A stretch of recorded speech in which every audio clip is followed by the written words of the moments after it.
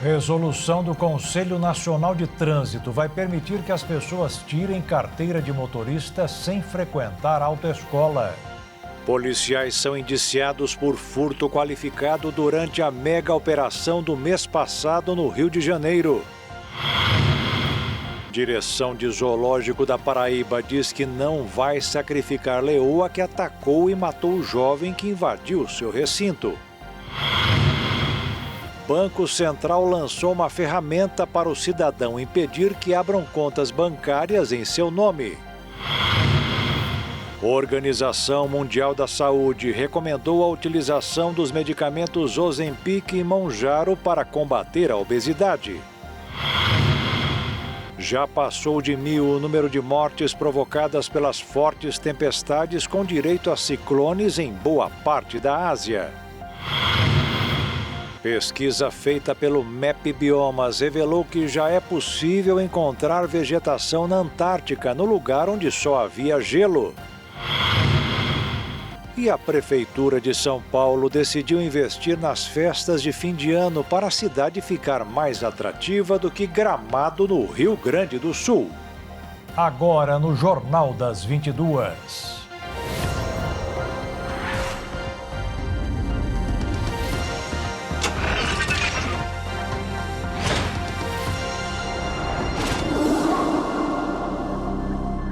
Olá, boa noite. O presidente Lula realizou uma reunião ministerial dedicada exclusivamente à área de segurança pública, especialmente às ações da Receita Federal, que dependem de articulação direta com a Polícia Federal contra o crime organizado. O projeto antifacção deverá ser analisado pelo Senado ainda nesta semana.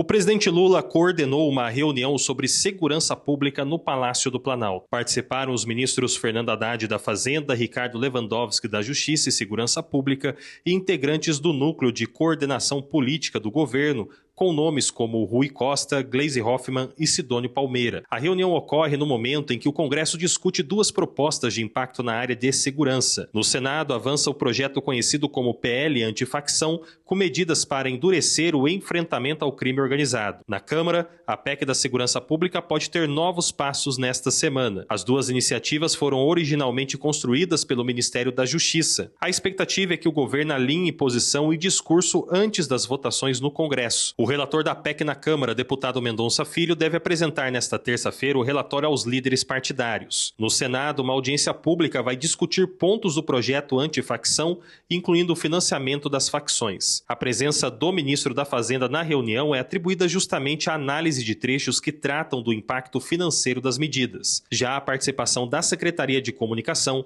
indica ajustes na estratégia de comunicação do governo num tema historicamente sensível para o Palácio do Planalto. A segurança pública tem ganhado peso no debate nacional diante da escalada de crimes violentos no país. Enquanto isso, o governo avalia a criação de uma nova Força Nacional de Segurança de caráter permanente. A proposta é a instituição de uma Guarda Nacional de caráter civil.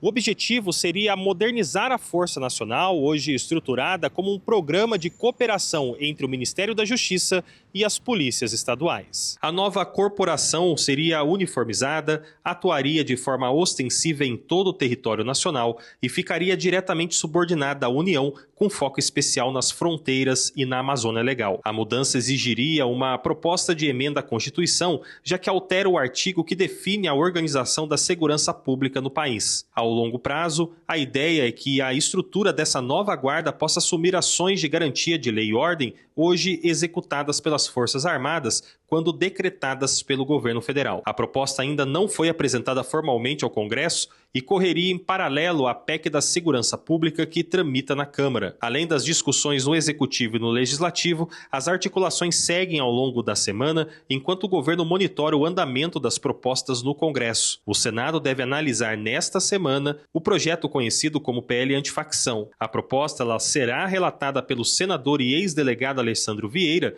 que deverá contrapor a relatoria na Câmara realizada por Guilherme Derrite. 20 milhões de brasileiros dirigem sem habilitação e mais 30 milhões atingiram a idade para ter a CNH, mas alegam que as aulas de autoescola custam caro. O CONTRAN anunciou hoje uma medida que deve agradar tanta gente. O CONTRAN aprovou as novas regras e acabou com a exigência das aulas em autoescolas para tirar a Carteira Nacional de Habilitação. O governo afirma que as novas normas têm a finalidade de diminuir o custo e a burocracia para os alunos. Um levantamento do Ministério dos Transportes revelou que o custo elevado é o principal motivo pelo qual os brasileiros não tiram a CNH. A pesquisa também revela que a metade dos brasileiros que dirigem sem habilitação não regularizam por conta dos altos preços. Além de acabar com a obrigatoriedade de aulas em autoescolas, as mudanças também prevêem a diminuição na carga horária das aulas teóricas e o fim do prazo de validade do processo de obtenção da primeira CNH. Entretanto, a obrigatoriedade de provas práticas e teóricas ainda seguem valendo. Para os candidatos das categorias C, D e E, o exame toxicológico também segue sendo obrigatório. As novas normas passarão a valer quando forem publicadas no Diário Oficial da União, o que deve acontecer nos próximos dias.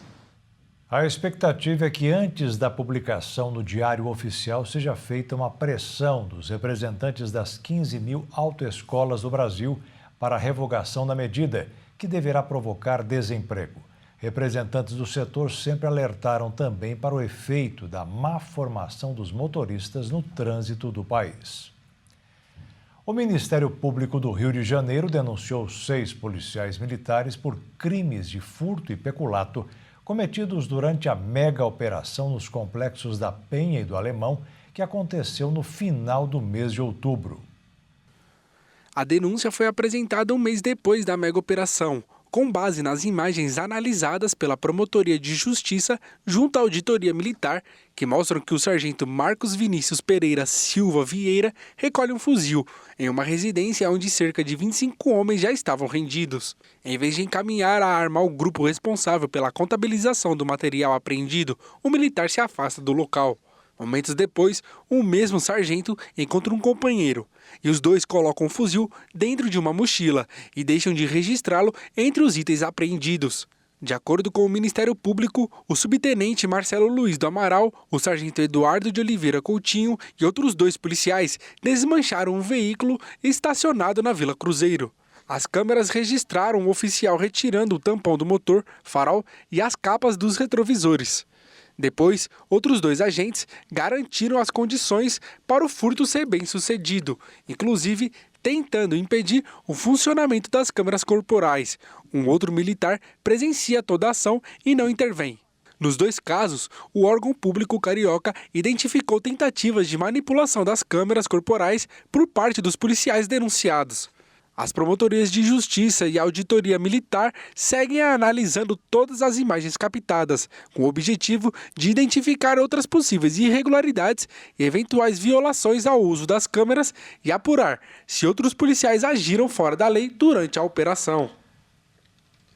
Uma nova ferramenta de análise balística tem acelerado e elucidado diversos crimes no Brasil. O sistema, batizado de Banco de DNA das Balas, tem ajudado nas investigações policiais e já auxiliou em mais de 9 mil inquéritos ao conectar projéteis, armas e cenas de crimes. Pelo menos 26 estados e o Distrito Federal já contam com a cooperação entre laboratórios destinados a fortalecer e auxiliar no combate ao crime, que quase não há solução. Agora, uma nova tecnologia de perícia policial vai funcionar como um banco de DNA das balas, que tem revolucionado as investigações policiais no Brasil. O Sistema Nacional de Análise Balística já auxiliou quase 10 mil inquéritos ao conectar projéteis, armas e cenas de crimes, permitindo que delegados e peritos concluam investigações com mais agilidade e provas técnicas robustas. O sistema opera a partir da coleta de materiais, como cápsulas e projéteis de armas de fogo. Cada arma, ao disparar, imprime marcas únicas no projétil, criando uma espécie de impressão digital com ranhuras. Essas marcas são registradas no Sistema Nacional. Quando um novo material é inserido, a ferramenta verifica conexões com outros crimes já cadastrados. Caso haja similaridade, ocorre um match, que pode indicar o uso da mesma arma em diferentes delitos. Após análise e validação pelos peritos, a informação se torna uma prova utilizada para esclarecer crimes ou relacionar suspeitos às armas. O sistema alimenta um banco nacional de perfis balísticos, que reúne mais de 102 mil inscrições desde 2022, quando começou a utilizar a ferramenta. O estado do Paraná registrou 634 compatibilidades. Por conta da alta efetividade, estados como Goiás, Espírito Santo e Pernambuco fecharam acordos para aderir à nova tecnologia no combate ao crime. A direção do Zoológico da Paraíba, onde o jovem de 19 anos foi morto por uma leoa, informou hoje que o animal não será sacrificado. O rapaz invadiu um espaço que normalmente não devia e por isso que o acidente está provocando uma série de questionamentos sobre a segurança do local. O ataque aconteceu durante o horário de funcionamento do parque. De acordo com a prefeitura, o jovem escalou uma parede de mais de 6 metros, passou por grades de proteção e usou uma árvore como apoio até entrar no espaço do animal. A vítima foi identificada como Gerson de Melo Machado. O laudo do Instituto de Polícia Científica aponta que a morte foi causada por choque hemorrágico, provocado por ferimentos no pescoço. A leoa, chamada Leona, estava deitada próximo ao vidro onde os visitantes observam o recinto. Ao perceber a presença do intruso, avançou instintivamente. Depois do ataque, ficou em estado de estresse e choque, mas foi contida pela equipe técnica sem o uso de tranquilizantes. Após o ataque, o parque foi evacuado e as visitas foram suspensas por tempo indeterminado. A prefeitura abriu investigação para apurar as circunstâncias da invasão e reforçou que o local segue normas técnicas de segurança.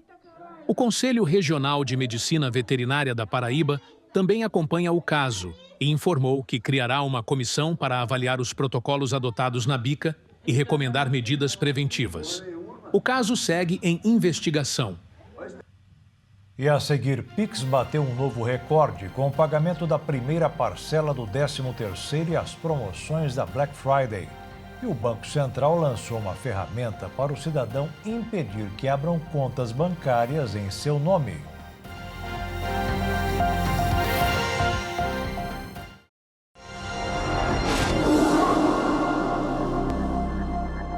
O trabalho 100% remoto está perdendo espaço sem parar. Os empregadores querem os funcionários por perto e hoje o nível do chamado home office voltou ao nível de antes da pandemia. O que virou moda é o modelo híbrido, alguns dias em casa e outros na empresa. O mercado de trabalho brasileiro registra uma queda consistente no número de vagas totalmente remotas, que voltam a se aproximar dos níveis observados antes da pandemia. Dados levantados pela For Intelligence mostram que os anúncios de emprego 100% online publicados na plataforma Gupy vêm diminuindo desde fevereiro de 2022, alcançando em 2025 um dos menores patamares desde agosto de 2020. Apesar dessa retração, o volume atual ainda permanece levemente acima da média registrada antes da Covid-19. De acordo com os especialistas ouvidos pela pesquisa, a tendência está diretamente relacionada ao avanço dos modelos híbridos, que hoje predominam como escolha preferencial das empresas. O ápice das contratações e anúncios remotos ocorreu em 2021, no auge das medidas de distanciamento, mas o cenário mudou conforme as organizações passaram a priorizar a presença física parcial como forma de fortalecer equipes, reforçar cultura organizacional e ampliar a interação entre funcionários. O levantamento destaca que o ponto mais baixo da série recente ocorreu em novembro do ano passado, quando o percentual de vagas remotas ficou apenas 0,54% acima da média de 2019. Para economistas responsáveis pelo estudo, embora o home office integral esteja em queda, a flexibilidade conquistada no período pós-pandemia deve permanecer como componente estruturante do mercado de trabalho. A migração para formatos híbridos também aparece nas estatísticas do novo CAGED. Em 2024, por exemplo, foram criadas cerca de 28 mil vagas formais em serviços de apoio a edifícios, área associada à retomada do funcionamento pleno dos espaços corporativos. Esse movimento reforça que mais empresas optam por estruturas presenciais ou mistas para reorganizar as operações. Mesmo com a tendência de recuo, tanto a proporção de vagas anunciadas quanto a de contratações remotas segue acima do período pandêmico. No entanto, a trajetória desde 2022 indica um ajuste contínuo, alinhado ao retorno gradual das empresas a modelos que combinam atividades presenciais com alguma flexibilidade de trabalho à distância. O Banco Central informou hoje que na última sexta-feira o Pix bateu um novo recorde. O brasileiro não economizou no dia em que recebeu a primeira parcela do 13º, que coincidiu com a Black Friday. O Pix bateu um novo recorde ao superar 297 milhões e 400 mil transações em um único dia. A nova marca foi registrada na última sexta-feira, data limite para os trabalhadores com carteira assinada receberem o 13º salário. De acordo com o Banco Central, esse foi o processamento de um valor financeiro de 166 bilhões de reais. Esse resultado é mais uma demonstração da importância do Pix como infraestrutura digital pública para o funcionamento da economia do país. O recorde anterior havia sido alcançado no dia 5 de setembro. Na ocasião, o quinto dia útil daquele mês resultou em 290 milhões de transações pelo Pix. Criado em novembro de 2020, o Pix já é a forma de pagamento preferida do brasileiro. Segundo o levantamento realizado pelo Banco Central, o meio de pagamento instantâneo é usado por 76,4% da população, superando o uso dos cartões de débito, crédito e do dinheiro. Os operadores do mercado financeiro acompanharam o movimento do exterior com todos preocupados com uma possível alta dos juros no Japão e atentos ao que deverá acontecer nos Estados Unidos. Como o mercado é uma roda, no Brasil o dólar subiu 0,43% e terminou cotado em R$ 5,35. E a Bolsa de Valores caiu 0,29%. E perdeu os 159.009 pontos da semana passada. O Banco Central lançou hoje uma ferramenta para dar um pouco mais de proteção aos correntistas. Com o Protege Mais, qualquer pessoa poderá impedir outras de abrir uma conta bancária em seu nome. Hoje, basta ter o número do CPF, mas isso vai mudar. O acesso à novidade será digital. O correntista precisará acessar o portal Meu BC por meio do login no aplicativo ou site gov.br. A exigência é que o usuário esteja no nível prata ou ouro, uma certificação no aplicativo que depende da quantidade de informações disponibilizadas pelo usuário em seu cadastro. A adesão será facultativa e gratuita. Depois de acessar o BC Protege, bastará ativar uma proteção que veda a abertura de novas contas em seu nome ou a inclusão dele como titular ou dependente em contas de terceiros. Feita a adesão, as instituições financeiras estarão prontas para atuar. Com a proteção ativada, os bancos precisarão confirmar a identidade do cliente por meios mais rigorosos antes de permitir a abertura de uma nova conta. O objetivo é dificultar o trabalho de golpistas. O Banco Central promete que a medida reduzirá fraudes, como a abertura de contas laranjas, que são contas fraudulentas em nome de terceiros. Segundo o Banco Central, mais de 8.000 pessoas já aderiram ao novo serviço, que só hoje impediu a criação de quase 300 contas falsas. E a partir de hoje, passageiros do metrô de São Paulo já podem pagar a tarifa diretamente nas catracas, com cartões físicos de crédito e débito por aproximação. O serviço ainda está em fase de testes e foi iniciado apenas nas linhas azul e vermelha. Ao longo do mês, a tecnologia poderá ser estendida para outras linhas. Para melhorar o fluxo de passageiros nas estações e ter mais agilidade no serviço prestado, o metrô de São Paulo está iniciando mais um novo projeto piloto. A novidade permitirá que os passageiros do metrô consigam pagar a tarifa com cartão de crédito e débito por aproximação em algumas catracas exclusivas das estações. No projeto piloto, cada estação terá ao menos uma catraca.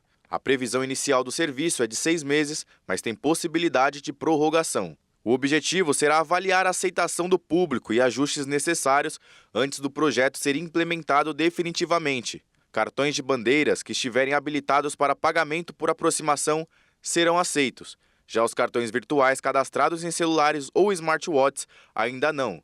As linhas azul e vermelha são as únicas a serem contempladas com o novo projeto no momento e ao longo dos próximos meses serão implementadas em outras linhas, iniciando pelas linhas verde e prata. Atualmente, a tarifa pode ser paga por meio dos cartões de transporte, como bilhete único ou top, ou bilhetes QR Code. A Receita Federal reforçou a vigilância nas fronteiras para impedir a entrada das canetas emagrecedoras no país. 4 marcas estão proibidas de serem importadas.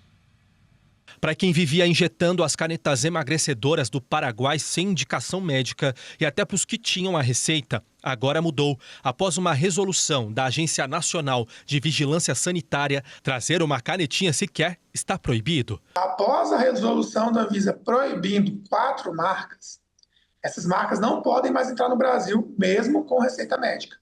As 4 marcas são TG, independente da concentração, se 5, 2,5, 12, Lipolés Éticos, a Tirzazep e a TG também, Indufar. Com a proibição, quem tenta entrar com as canetas de forma ilegal poderá responder criminalmente. Incite no contrabando. Isso é considerado um crime e tem as penalidades legais. Então, assim, mercadoria proibida ela não pode ser importada. É um risco que o indivíduo ele corre ao trazer algo não permitido para o país. Para outras marcas não existe restrição, mas é preciso passar pela Receita Federal. As demais marcas podem sim ser importadas, desde que não tenha intuito comercial. Como que o indivíduo importa? O viajante vem com a receita em seu nome próprio de um médico com CRM do Brasil. Okay? O prazo máximo que ele pode importar para tratamento são 3 meses de tratamento, ou seja, 90 dias de tratamento, e isso dá no máximo 3 caixas.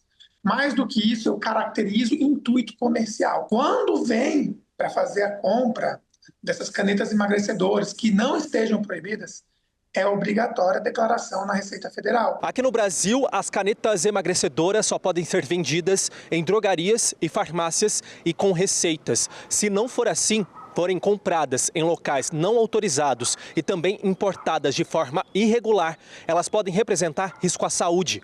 Os medicamentos sem registros, ele não tem garantias e oferece uma série de riscos à saúde dos pacientes, quem vai utilizar esse medicamento.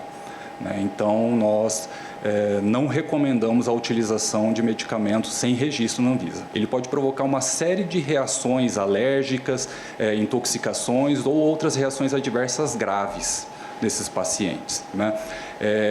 Além disso, esse medicamento ele não tem uma garantia de efetividade, porque ele não passou por estudos. E ele pode mascarar sintomas de alguma doença e impedir o diagnóstico correto e bem como o seu tratamento posterior. E a seguir, presidente do Senado, Davi Alcolumbre, dá prazo para que seja realizada sabatina com o indicado do presidente Lula para uma vaga no STF. E a Organização Mundial da Saúde recomendou a utilização dos medicamentos Ozempic e Mounjaro para combater a obesidade.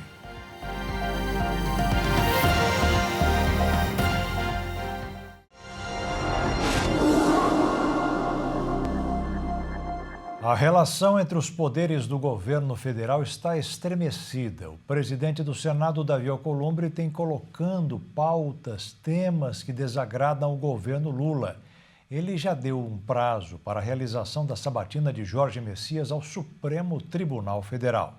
O presidente do Senado, Davi Alcolumbre, criticou o que classificou como interferência indevida do governo federal no processo de sabatina de Jorge Messias, indicado pelo presidente Lula para o Supremo Tribunal Federal. A avaliação do parlamentar foi divulgada neste domingo em meio ao aumento de tensão entre o Senado e o Palácio do Planalto. Alcolumbre voltou a defender o cronograma definido por ele, com sabatina marcada para o dia 10 de dezembro. Segundo o senador, a escolha já foi publicada no Diário Oficial, mas o governo ainda não enviou a mensagem formal com toda a documentação exigida pela Comissão de Constituição e Justiça. Para ele, o atraso causa perplexidade e pode indicar tentativa de influenciar o calendário do Senado. No Congresso, a situação acentuou o desgaste entre os poderes. Parlamentares relatam preocupação com o risco da disputa política ultrapassar o debate sobre o indicado e gerar um impasse institucional. Nos bastidores, parte dos senadores teme as consequências de uma eventual rejeição ao nome de Messias, algo que não ocorre há mais de um século. Na carta divulgada neste domingo, Alcolumbre afirmou que há setores do executivo tentando criar a impressão de que divergências entre os poderes são resolvidas por negociações de cargos e emendas. O presidente do Senado classificou essa interpretação como ofensiva, defendeu que nenhum poder se julgue acima do outro e disse que a sabatina segue prazos compatíveis com indicações anteriores, sem intenção de protelar. O presidente do Senado também reiterou que é prerrogativa da Casa aprovar ou rejeitar nomes indicados ao Supremo e que o processo deve ocorrer com independência e respeito às regras constitucionais. Em tom crítico, cobrou que o governo envie a mensagem formal para permitir a análise completa do currículo e das certidões do indicado. A ministra das Relações Institucionais, Gleisi Hoffmann, respondeu às declarações em publicações às redes sociais. Ela afirmou que o governo jamais considerou rebaixar a relação com o Senado e o fisiologismo, rejeitou insinuações de troca política e destacou que as últimas sabatinas de ministros do STF e autoridades federais foram conduzidas com respeito e transparência. Gleisi lembrou ainda que as prerrogativas do Executivo e do Senado foram respeitadas na aprovação recente de ministros da Suprema Corte, do Procurador-Geral da República e de diretores do Banco Central. Segundo ela, o diálogo institucional segue preservado. O calendário definido por Alcolumbre prevê 20 dias entre a indicação e a sabatina, prazo semelhante ao adotado em nomeações anteriores, como as de Cristiano Zanin em 2023 e Gilmar Mendes em 2002. Em outros casos, o processo foi ainda mais rápido, como nas indicações de Flávio Dino, Alexandre de Moraes e Luiz Fux. Nos bastidores, porém, o presidente do Senado tem sinalizado que pode trabalhar pela rejeição do nome de Jorge Messias. Aliados afirmam que ele acredita ter apoio suficiente no plenário para barrar a indicação, caso o governo não interfira diretamente para recompor a relação política. O ministro do Supremo Tribunal Federal, Alexandre de Moraes, pediu que os médicos da Polícia Federal apresentem em 15 dias um laudo completo sobre a saúde do general Augusto Heleno. Ele está preso no Comando Militar do Exército, em Brasília, condenado a 21 anos de prisão pela participação na trama golpista. O ministro do STF quer tirar dúvidas sobre os argumentos apresentados pela defesa do general, que pediram prisão domiciliar para ele, sob a alegação de que ele sofre do mal de Alzheimer desde 2019.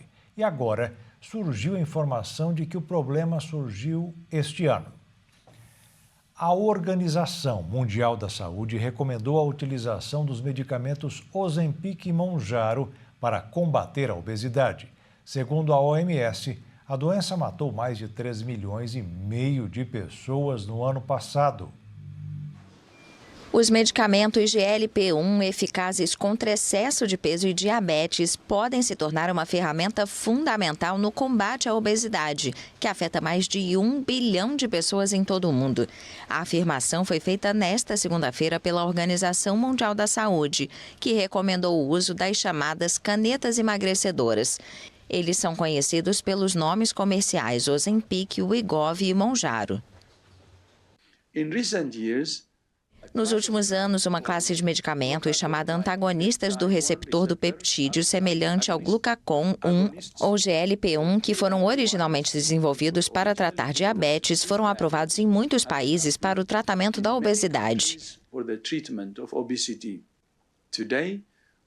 Hoje, estamos emitindo novas recomendações sobre o uso de GLP-1 para tratar a obesidade em adultos. Esses novos medicamentos são uma ferramenta clínica poderosa, oferecendo esperança a milhões de pessoas. Mas quero ser claro, a medicação sozinha não resolverá a crise da obesidade. A obesidade é uma doença complexa que requer cuidados abrangentes e ao longo da vida. A OMS sugere combinar essas terapias com uma dieta saudável e atividade física.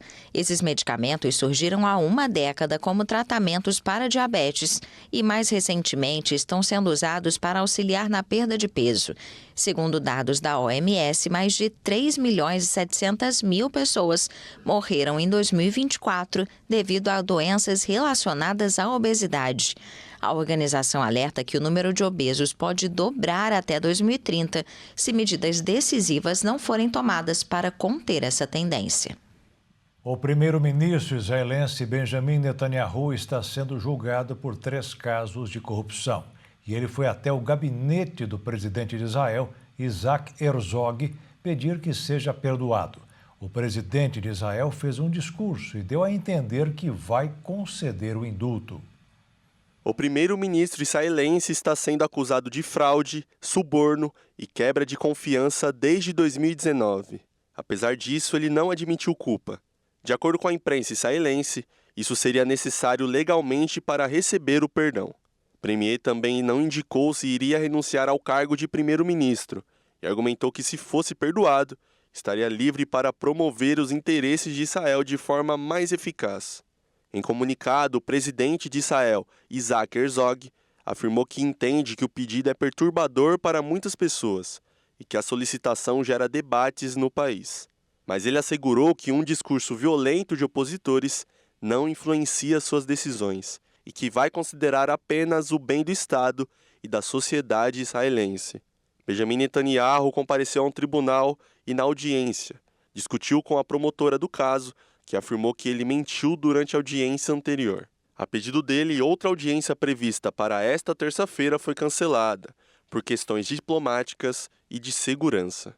Há cerca de 20 dias, o presidente dos Estados Unidos, Donald Trump, também demonstrou a favor ao indulto do premier israelense e emitiu uma carta oficial ao presidente israelense Isaac Herzog. No texto, Trump destacou que, embora respeite absolutamente a independência do sistema judicial israelense, e acredita que o caso é um processo político injustificado. O presidente americano ainda escreveu na carta que, em um momento histórico, juntos acabaram de garantir a paz que foi almejada por pelo menos 3.000 anos, e que Netanyahu foi um primeiro-ministro formidável e decisivo em tempos de guerra. O presidente de Israel confirmou que recebeu e leu a carta, mas destacou que qualquer pessoa que tem um desejo de receber o perdão deve apresentar um pedido de acordo com as normas, assim como o premier fez. As tempestades e inundações que devastaram a Ásia já fizeram várias vítimas devido às enchentes e deslizamentos de terra provocados pelas fortes chuvas. De acordo com as autoridades, centenas de pessoas continuam desaparecidas em meio às operações de buscas em locais de difícil acesso. As fortes chuvas provocaram mortes na Indonésia, Sri Lanka, Tailândia e na Malásia. A tempestade deixou algumas áreas completamente submersas. Mais de 1 milhão de pessoas foram afetadas pelo ciclone Chua. Até o momento, mais 350 pessoas morreram e outras 366 continuam desaparecidas. O presidente Anura Kumara de Sinoak destacou que está sendo uma das operações de emergência mais difíceis do país. Como país, estamos enfrentando o maior e mais desafiador desastre natural da nossa história. Reconhecemos também que estamos realizando a operação de resgate mais difícil da história da nossa nação. Essa é a primeira vez que todo o país é atingido por um desastre dessa magnitude. Em Sumatra, o ciclone Cinear atingiu com força a região. Equipes de resgate relataram dificuldades para chegar às áreas mais vulneráveis desde terça-feira, quando as chuvas causaram o transbordamento de rios, sendo necessário helicóptero para entregar os suprimentos. Mais de 500 pessoas já morreram, segundo dados do governo divulgados no domingo, e mais de 500 ainda estão desaparecidas. Fui arrastado pela correnteza, todas as casas desabaram. Meu pescoço ficou preso entre os pedaços de telha de zinco que caiu de cima. Então minha casa desabou e me arrastou para baixo. Já no sul da Tailândia, quase 3 milhões de pessoas foram afetadas pelas enchentes, que contabilizou quase 200 mortes. Autoridades locais estão transportando pacientes até hospitais por via aérea e enviando suprimentos essenciais, incluindo cilindros de oxigênio para as comunidades que ficaram debaixo d'água. Uma maternidade com 30 recém-nascidos ficou completamente ilhada. De acordo com cientistas, o Sudeste Asiático é considerado uma das áreas mais vulneráveis às mudanças climáticas, fazendo que o aquecimento do planeta faz com que fenômenos extremos como ciclones, furacões, ondas de calor, incêndios florestais e secas fiquem mais frequentes e intensos. E a seguir, pesquisa feita pelo MAP Biomas revelou que já é possível encontrar vegetação na Antártica no lugar onde só havia gelo. E a Prefeitura de São Paulo decidiu investir nas festas de fim de ano para a cidade ficar mais atrativa do que Gramado, no Rio Grande do Sul.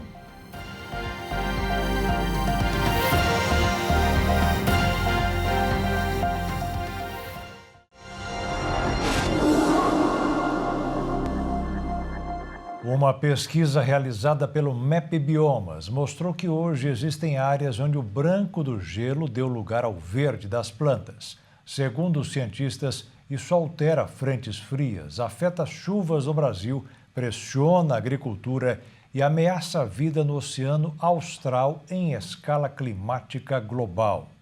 A Antártica, historicamente vista como um continente de gelo quase permanente, está ficando mais verde e mais exposta. Um estudo inédito do MAP Biomas revela que cerca de 107 mil hectares da Antártica já se encontram sem gelo, o que representa aproximadamente 1% do território com presença de vegetação em expansão. Essas mudanças, ligadas diretamente ao aquecimento global, não ficam restritas ao extremo sul do planeta. Segundo cientistas, o novo retrato da Antártica tem impacto direto no clima do hemisfério sul, modifica a frequência de frentes frias, interfere nas chuvas que chegam ao Brasil e América do Sul e já pressiona a agricultura e a cadeia alimentar marinha. O levantamento analisou imagens de satélite entre 2017 e 2025 e é o primeiro a detalhar, em escala continental, como as áreas sem gelo da Antártica estão se transformando. O resultado mostra que musgos, líquens e algas estão colonizando regiões que permaneciam congeladas durante séculos. De acordo com uma cientista que coordenou o estudo, a expansão da vegetação na Antártica está diretamente associada ao aquecimento global, que vem elevando as temperaturas médias e alterando o comportamento do gelo e da neve. Segundo a pesquisadora, as temperaturas mais altas fazem com que gelo e neve derretam com maior rapidez, o que aumenta a disponibilidade de água líquida já no início do verão antártico. Com mais água na superfície e o solo exposto por períodos mais longos, a vegetação consegue se expandir para áreas nas quais antes não tinha condições de se estabelecer. Uma empresa norte-americana iniciou a oferta de combustível sustentável de aviação no Brasil, uma alternativa para impulsionar a descarbonização do setor aéreo com a nova tecnologia. A iniciativa reforça a crescente atenção global voltada à redução das emissões do setor aéreo e se soma aos esforços de empresas brasileiras e de políticas regulatórias que já vêm abrindo caminho para a transição energética da aviação. A informação da chegada da empresa americana ao Brasil surge em um momento em que o país busca ampliar sua participação no mercado global de combustíveis sustentáveis e atender a exigências internacionais de mitigação de emissões. A chegada do SAF pela Alel Energy soma-se a outras movimentações recentes no setor, como a importação realizada pela Vibra Energia e os testes conduzidos pela Petrobras. A presença de mais fornecedores no mercado nacional pode ter efeitos diretos na oferta, na competitividade de preços e na aceleração da adoção desse tipo de combustível por companhias aéreas brasileiras. A Petrobras hoje já abastece também navios da Transpetro com bunker renovável B24, contendo 24% de biodiesel. A operação reduz emissões de gases de efeito estufa e apoia metas ambientais do setor marítimo brasileiro. O SAF é apontado como uma das principais alternativas para reduzir emissões no transporte aéreo, pois pode diminuir a pegada de carbono dos voos sem exigir mudanças nas aeronaves ou nos sistemas de abastecimento. O aeroporto de Salvador já iniciou o abastecimento regular com o combustível sustentável da Vibra Energia, marcando um avanço no uso de SAF no Brasil e impulsionando a aviação de baixo carbono. Vários estudos feitos ao redor do mundo revelaram que muitos animais apreciam as músicas, ficam calmos e podem até fazer pose de assistência, desde que sejam melodias de boa qualidade, sem barulho. Estudos recentes têm reforçado a ideia de que a música pode ser uma aliada importante no bem-estar animal. Pesquisadores das áreas de psicoacústica e neurologia veterinária analisaram o comportamento de mais de 150 cães, tanto em canis quanto em residências, para avaliar como determinados sons influenciam o estado emocional dos animais. Os resultados mostram que, após ouvir músicas com predomínio de piano, mais de 70% dos cães de abrigos e cerca de 80% dos cães de lares apresentaram redução de sinais típicos de ansiedade, como inquietação, tremores e respiração acelerada. Outro estudo conduzido pela Universidade King's, no Reino Unido, testou 3 estímulos diferentes: música clássica, áudio, livro e silêncio, também entre cães em ambientes variados. A análise revelou que a música clássica foi a mais eficaz para reduzir o estresse em momentos críticos, como consultas veterinárias ou longas viagens. Segundo os pesquisadores, os melhores resultados ocorreram com composições lentas, simples e com pouca presença de percussão. A influência positiva da música não se limita aos cães. Estudos em zoológicos mostram que espécies como elefantes e gorilas também respondem ao estímulo sonoro, apresentando menos comportamentos agressivos e demonstrando sinais de maior conforto. Os pesquisadores observam ainda benefícios adicionais, como melhora na qualidade do sono, alimentação mais regular, fortalecimento do sistema imunológico e até aumento da fertilidade. Entre gatos, resultados semelhantes foram registrados. Em uma pesquisa envolvendo 35 felinos em ambiente hospitalar, músicas instrumentais suaves, especialmente as que incluem instrumentos como piano, flauta e cordas, ajudaram a diminuir a frequência respiratória dos animais. O efeito calmante, no entanto, não se manifestou quando a música continha sons muito agudos ou graves, reforçando que o tipo de composição é determinante para gerar bem-estar.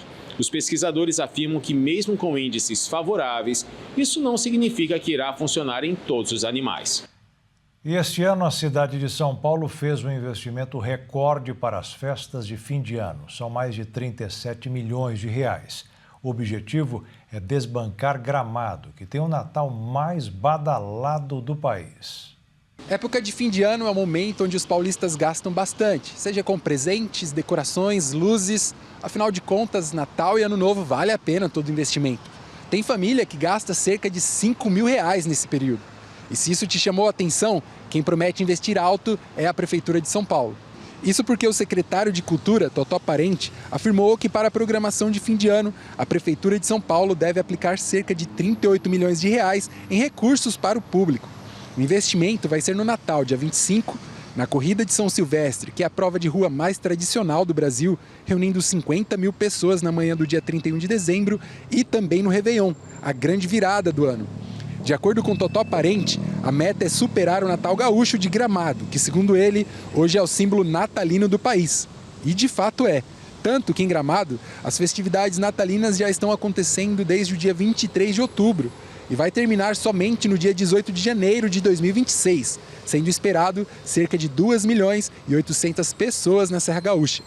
Já o investimento dessas duas cidades nesse período de festas foram muito parecidas, cerca de 38 milhões de reais gastos em cada local. Já em São Paulo, a expectativa e estimativa é que nesse período de festas de fim de ano seja movimentado na economia da cidade 2 bilhões de reais. Com a proximidade do Natal, foi respeitada uma tradição anual de quase 80 anos. Uma árvore de Natal da Noruega chegou a Londres para enfeitar ainda mais a Terra do Rei durante o período natalino. A tradição natalina ocupa a tradição britânica. Uma árvore é preparada para brilhar na Trafalgar Square, em Londres, uma das áreas mais famosas da cidade. O local marca a Batalha de Trafalgar, uma vitória da Marinha Real Britânica nas guerras napoleônicas. A árvore gigante há décadas vem da Noruega. Este é um grande dia. Acabamos de ver a árvore chegar de Oslo. Ela se chama Ever Oslo, tem 20 metros de altura, 65 anos e é realmente um símbolo da amizade duradoura entre a Noruega e o Reino Unido. De acordo com a prefeitura, tudo começou em 1940, quando o Reino Unido concedeu refúgio ao rei da Noruega e ao seu governo após a invasão nazista. Em 1945, quando voltaram para casa, passaram a dar todos os anos à capital britânica uma árvore de Natal como símbolo de amizade. Bem, a árvore realmente enfeita Trafalgar Square em Londres na época do Natal. E é realmente o início do Natal para muitas pessoas. Quando as luzes se acendem no dia 4 de dezembro, todos têm permissão para se divertir, ir às compras, encontrar os amigos e realmente aproveitar o Natal. É realmente um marco do início do Natal aqui em Londres.